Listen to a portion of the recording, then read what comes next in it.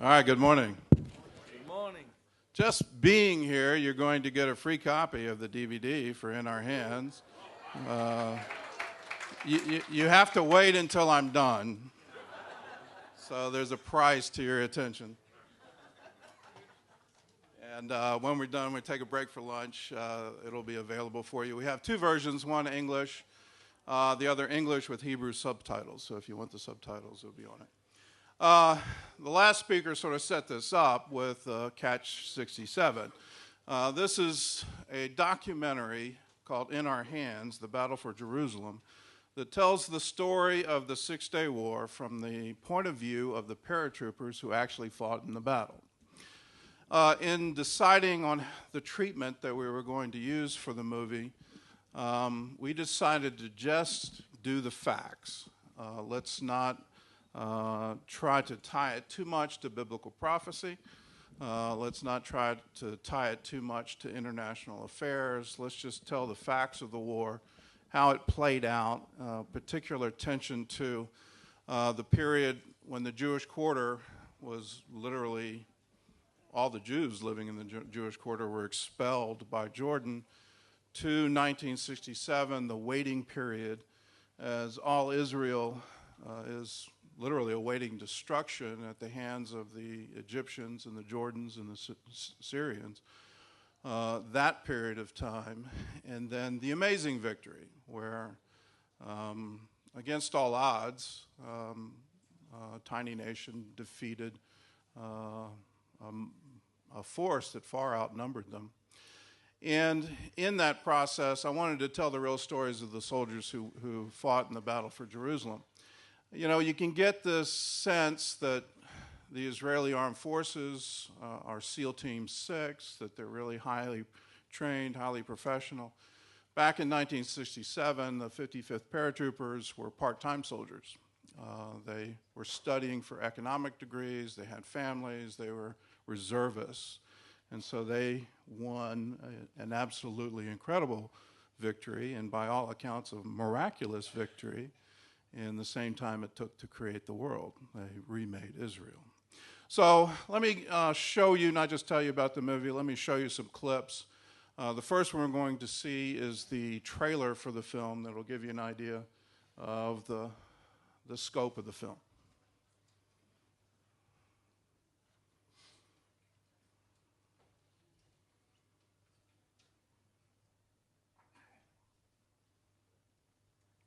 Begin a battle of annihilation. Our goal is clear. To wipe Israel off the map. We shall destroy Israel and its inhabitants. I just started this job 10 months ago. Now you want me to plan an entire war in 2 days? Yes? Take the old city and be done with it. No more bloodshed. We should go in now. And what is your great strategy for that? To be right here, Mota, and not to go in. History will never forgive you.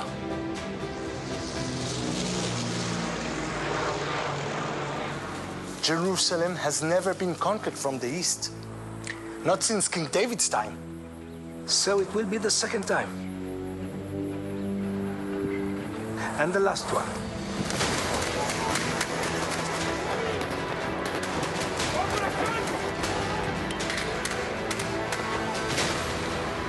Enter the old city immediately and capture it. 55th Paratrooper Brigade, move toward the Lion's Gate. It was a merciless battle, but you didn't complain. For you, it was enough to drive forward and to conquer. Jerusalem is yours, forever.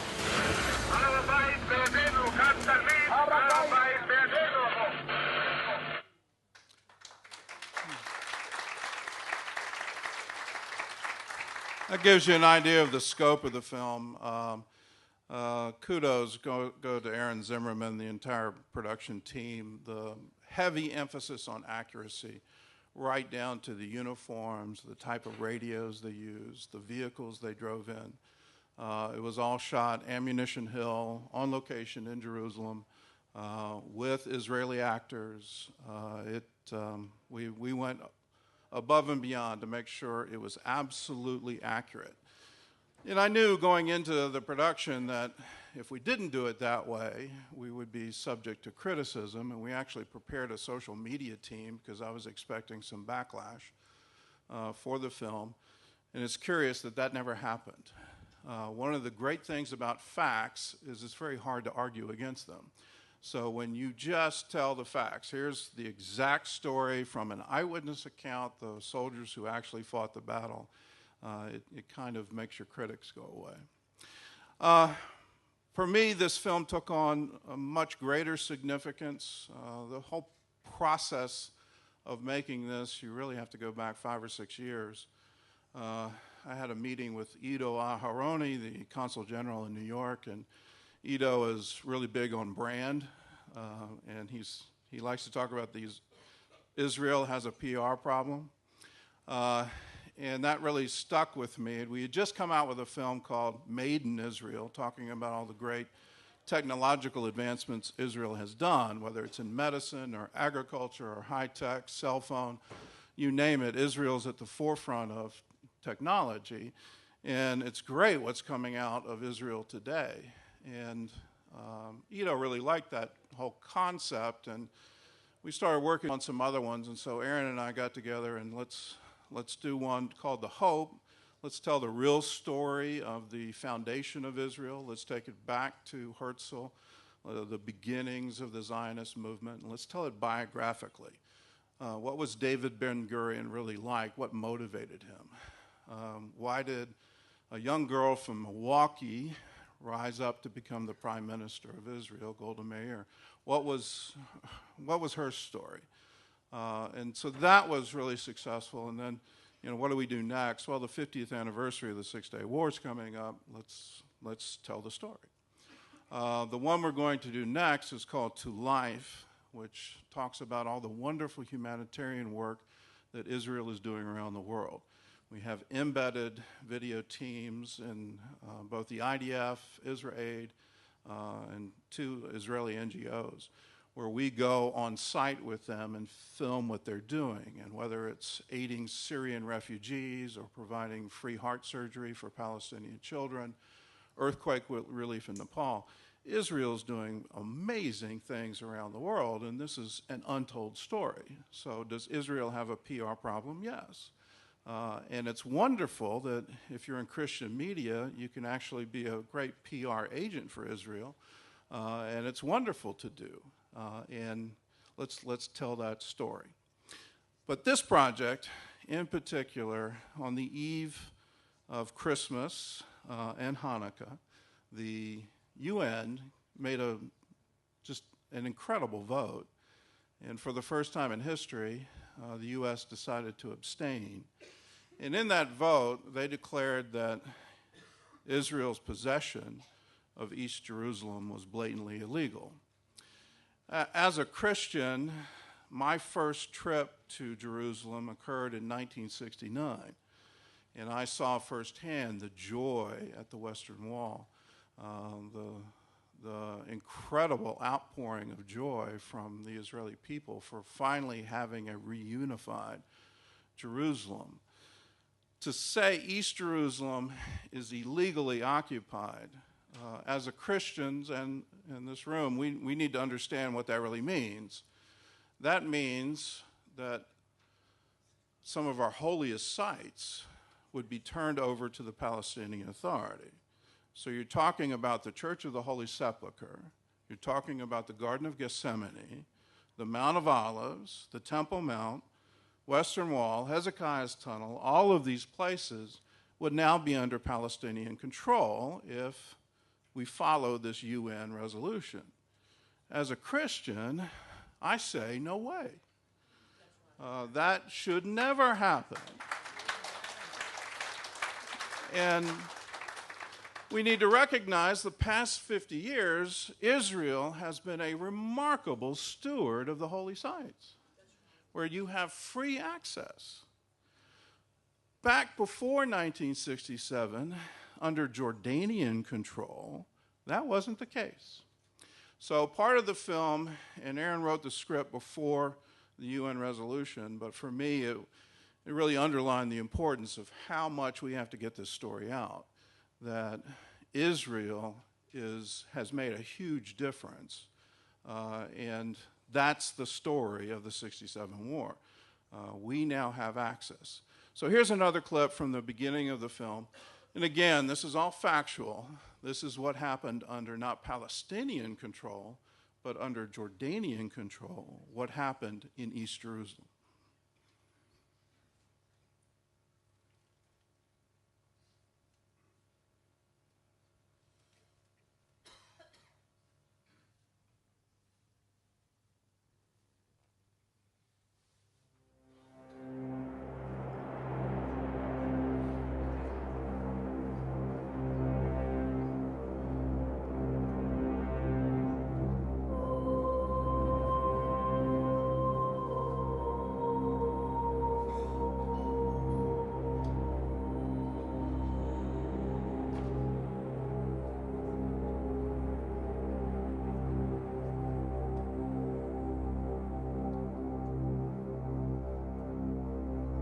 When the British withdrew from Palestine on May the 14th, 1948, 1,000 soldiers from Jordan's Arab Legion invaded the Jewish quarter of Jerusalem.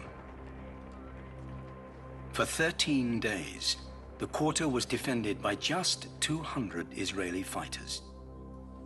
But by May the 27th, food and ammunition had run out, and reinforcements still had not arrived. The few Jewish defenders left standing had been ordered to retreat.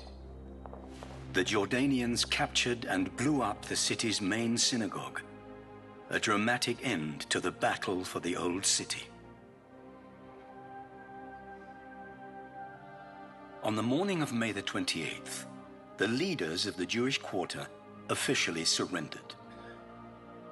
Colonel Abdullah El-Tel, the local commander of the Arab Legion, gave orders for the Jewish defenders to be arrested.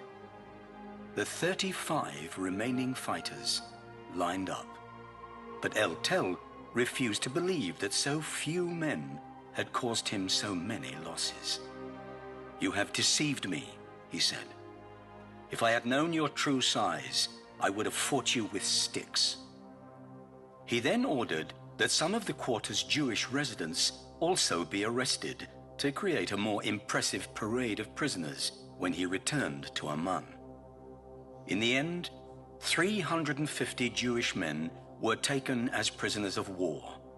68 people were killed, and 1,400 Jews were expelled from their homes. In the Jewish cemetery on the Mount of Olives, thousands of graves were destroyed. Headstones were used as building blocks for the Jordanian army barracks, and officers built latrines on top of the stones to defile them. 58 synagogues were demolished. Hundreds of Torah scrolls were burned. And for the first time in 1,300 years, Jews were denied access to their remaining holy places, including the Western Wall. After the battle, Colonel El-Tel reported to his superiors that the Jews had been defeated. Only 4 days after our entry into Jerusalem, the Jewish quarter had become their graveyard. Death and destruction reigned over it. As the dawn of Friday, May 28, 1948, was about to break, the Jewish quarter emerged convulsed in a black cloud of death and agony. For the first time in 1,000 years, not a single Jew remains in the Jewish quarter. Not a single building remains intact. This makes the Jews' return here impossible.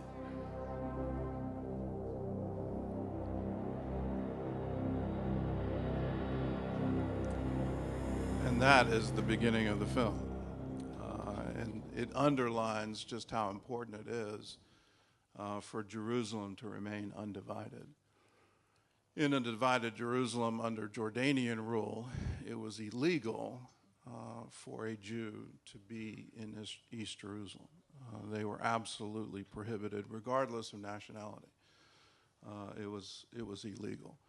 If you were an American citizen, you had to present a passport and apply for permission to come into East Jerusalem, and that permission wasn't necessarily granted to you. And that's a situation that I think as Christians we need to be acutely aware of, and we need to tell this history because this is the real history of what happened. We did a movie launch May 23, which on the Jewish calendar is the date of reunification of Jerusalem. On the Gregorian calendar, it's June 7, but we decided to follow the Jewish calendar. So we released it nationwide, over 775 theaters across North America. I think when you add Canada to it, it probably takes it up to 790. And the response was surprisingly good. We were thinking we might have a gross box office around 1.3 million. That was the projection going into it. We ended up doubling that, almost 2.6 million. And it was a great success. We've got a clip for you now, the night of the opening, and the reaction of viewers in the United States. If you're outside the United States, you probably don't understand American football.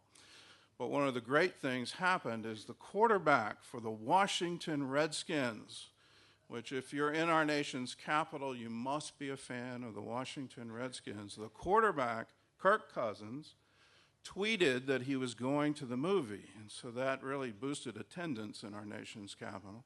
And we've got a quote from him after the movie. So we were there with the decision makers and captain of, well, the quarterback of the Washington Redskins. So here's that clip.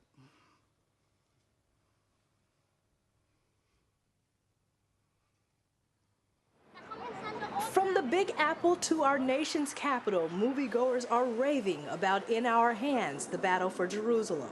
It was well done. Just wow, I totally loved it. The CBN-produced docudrama recounts the harrowing tale of Israel's six-day war and the paratroopers who led them to victory. Here in Washington, D.C., that tale of survival came to life on the big screen and debuted to sold-out audiences across the country. Included in the audience, Beltway celebrity and Redskins quarterback Kirk Cousins. It became very real to me in the news. Israel seems like a far-off place with stories that don't affect me on a day-to-day basis, but watching that documentary and hearing Mr. Robertson's summary at the end, it comes to life and it becomes very real and hits home. Theater goers here say the movie had a very personal meaning. My husband is Christian, I'm Jewish, so we have an immediate bond right there. But it also gives me hope that in this world it's visible how Jews and Christians can live so peacefully together and in such harmony together and with such respect. And that feeling was mutual across the country. Here at the New York City premiere of In Our Hands, we had a predominantly Jewish audience, many of whom remembered the events of the Six-Day War firsthand. They came out emotional, thankful that a younger generation would get to learn the lessons of Israel's history. And having lived through it, it's an emotional experience for me. It was incredible. I spent half of it crying.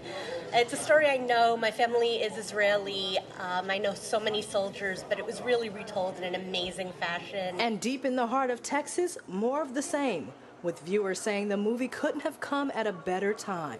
I think it's such a vital time that we're living in. We need more awareness about Jerusalem and its role here in the world. And I think it's going to make a difference in the hearts of people to see this and be reminded of God's hand on that nation. It's a message making an impact on viewers and spreading fast. Well, I was already texting friends on the way out, telling them they need to come and see it. How did you like it? Very much. It's a 50-year-old piece of history that's capturing the heart of a modern audience. Amber C. Strong for CBN News in Washington. Anyway, the distribution goes on. It was well received in North America. It's been broadcast in Romania. It's been broadcast, it's been shown in theaters in the Philippines. We have a Spanish version of it that's being released to Latin America. And I found out on the eve of this conference, the Arabic version of In Our Hands is going to be broadcast on Al Hayat throughout the Middle East. So we're anticipating some interest. And we'll see where that goes. I want to invite Erin Zimmerman up because she's the writer, director, she's the genius behind it all. And I know you may have some questions about how it was done and the projects, but Erin, say a few words. Thank you. I just want to encourage you because we're all in the same boat in this room, whether you're film, TV, print, radio, whatever you are. As Christian journalists and as Christians who work with Israel, what an amazing time to live in history. I had this thought when I was on this film set, and you don't have a lot of time for thoughts on a film set, but I had this one. My entire cast and crew was Israeli. I was the only American, the only Christian on the set. And I just kind of stopped and looked around one moment and said, this is amazing. Who would have thought 50 years ago, 100 years ago, Christians and Jews would be partnering together to tell Israel's story, or that they would even have a story like this? I mean, think back in history, 1,000 years ago, large groups of Christians came to Israel, and that did not end well, and it left a mark.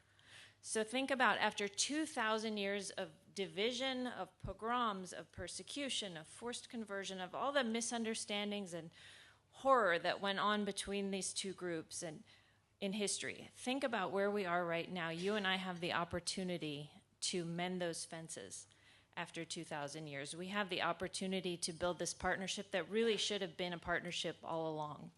So when your day gets long, when you're overworked, when you have a bad day, of course, I don't really have those because my boss is standing right there. Oh, yeah. But we never have any conflict at all. No, of course not. We have great days at work. Just think about that. Just stop and think where you are in history, where God has put you at this wonderful place where there's such a friendship now. There's such a wonderful thing that they're hosting us. Thank you to all the Israelis. Thank you to all the government offices that made this happen. I mean, it's just an amazing privilege, and we're so happy to be a part of it. One of the highlights for me was having the premiere in Jerusalem with the 55th Paratroopers on June 4th, which was just so happened to be my birthday. So I like to celebrate birthdays in Jerusalem. I've done it a couple of times. And one of the signature verses, and I encourage you to go read Psalm 126, when the Lord restores the captivity of Zion, we were like those who dream. That's the Jewish side, the Goyim side, the nation side. Then they said among the nations, the Lord has done great things for them. And what a great opportunity for, it doesn't get any goy than me. I'm the CEO of the Christian Broadcasting Network. My ancestors come from Scotland.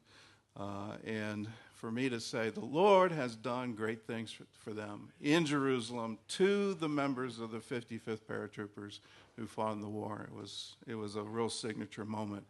And for you, covering Israel, remember that verse. You can be a part of that fulfillment. The Lord has done great things for them.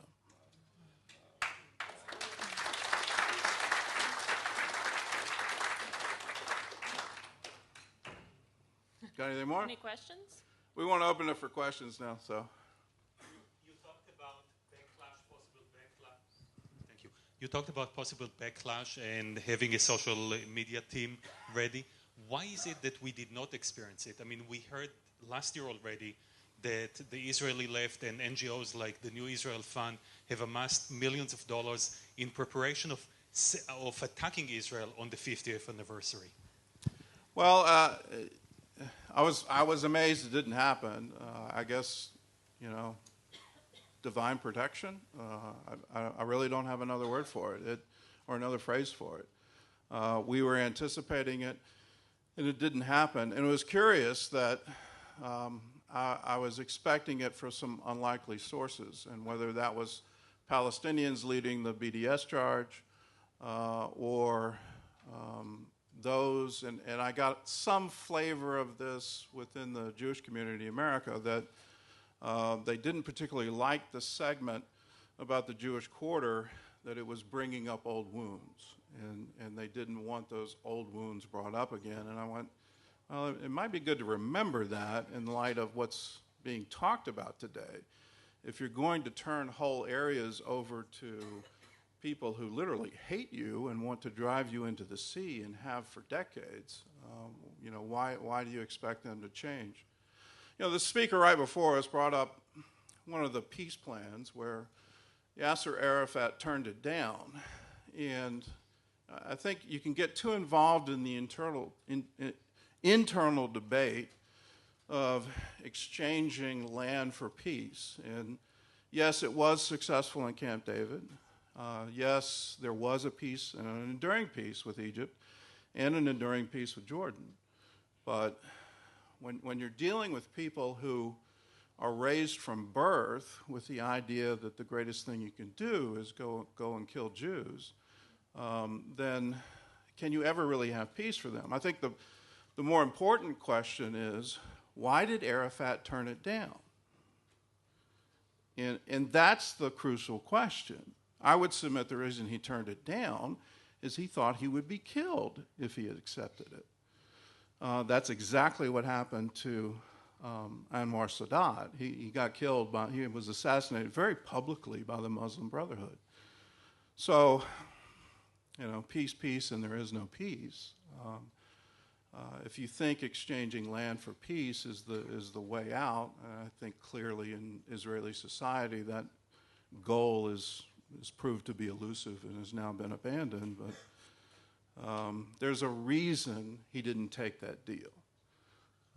And until you start attacking the root cause of that reason, why are they instructed to be shaheed? Why do they glorify their martyrs? Why is there a square in Ramallah named after the refrigerator bomber? Why are these things promulgated within their culture? And why does the UN, through UNRWA, pay for that? Why does Europe and the United States continue to support the Pay for Slay program, where these terrorists are being rewarded financially? That's the root cause. And until you forcefully deal with that, maybe not with military force, but with economic force, why is the West supporting terrorism? We've got to get at that root, and until you get at that root, I don't think you're ever going to see peace. That's my political statement for the day. But anyway. And just to add a little bit to what Gordon said about divine protection, we actually did, I found this out later, my event planners kept everything from us.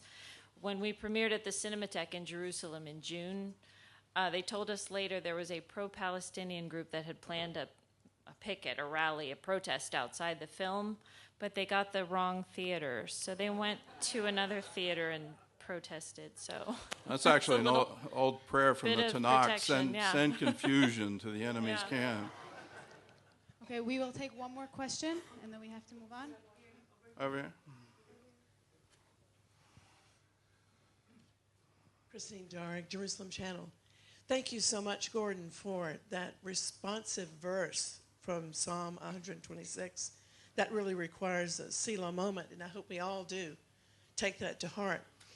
But it just struck me afresh seeing this, how amazing it is that you receive permission, because there's so much sacred ground involved, particularly when I saw that scene from Ammunition Hill, that you actually got permission for that. You didn't have to go to Morocco or some other place to make this. Tell us a little bit about the miracle of the permissions.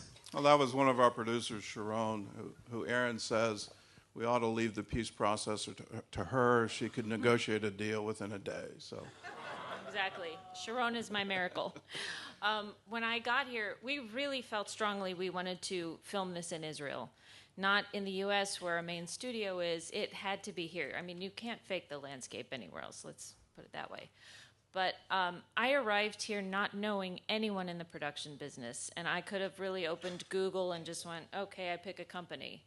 My assistant found this one, and she said, I met this woman on the street one day, and maybe you should talk to her. And I thought, okay, you met a woman on the street? Sounds good. That sounds promising. But I didn't have any other leads, so we sat and met with Sharon, and instantly I knew she was the one. And she, God really dropped her into my lap. And from there, she gave me everybody that she knew, her favorite hairstylist, cameraman, wardrobe, makeup. Our line producer named Avner Peled, he's 70 years old. He happened to be old school IDF. He was in Sayeret Matkal, which, if you know, it's high up, elite. So he was able to tell us, here's how the soldiers would move, here's how this happened, here's what this would look like, and he would send people back to makeup and wardrobe. No, that's not right, that's not right. But Ammunition Hill, that really was Sharon working her magic. We got so much favor. There were so many parts of East Jerusalem, obviously, that today we couldn't film in. Ammunition Hill, the people were very gracious to us. Actually, the man who runs it was the son of a paratrooper who was killed at Ammunition Hill, and he's in the film. And they gave us whatever we wanted and said we did 3 nights in a row, all night filming. They just kind of left us there with a security guard. There's a tank there that we really wanted to use, but the top was welded shut. So they had a welder come in and unscrew it so we could put the actors in there. They let us, the half track that's up on Ammunition Hill is the original one that General Motogor rode into Jerusalem with, and they let us film on that as well. They let us we left a little fake blood in the trenches here and there. They took us to the bunker that the Israelis blew up that ended that battle. And they said, here, use it. They figured, if it can withstand a real explosion, it could withstand our fake movie explosion. So they were extremely helpful because they wanted everything to be right. So, yeah, everybody was very helpful in Israel. I would recommend to anybody, if you're into film and you want to do a film here in Israel, please come over and do it. You will not get more help anywhere else.